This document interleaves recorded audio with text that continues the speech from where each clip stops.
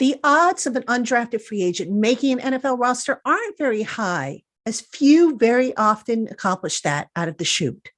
But those who don't initially do so, yet who are committed to working their tails off, can and do find success if they start out on the practice squad and work their way up.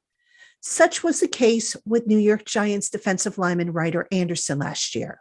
The 6'6", 276-pounder went undrafted out of Indiana and impressed just enough to earn a spot on the practice squad.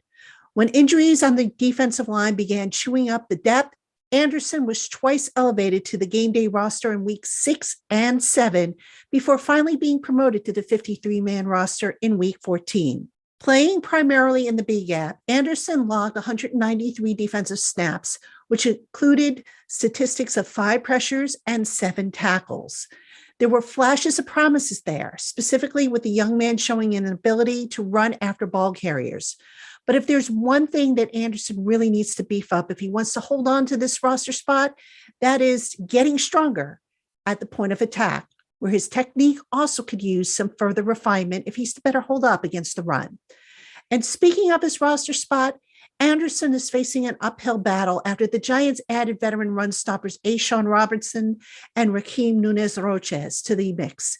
They also drafted Jordan Riley out of the University of Oregon in the 7th round. And they're getting back DJ Davidson from last year's draft class at some point. So overall, the numbers don't favor Anderson returning to the roster. But not only does he have the talent that is worth a long look this summer, he also has experience in this defense, which could, with a strong camp performance and a strong performance in preseason, give him the competitive edge over his fellow young defensive teammates.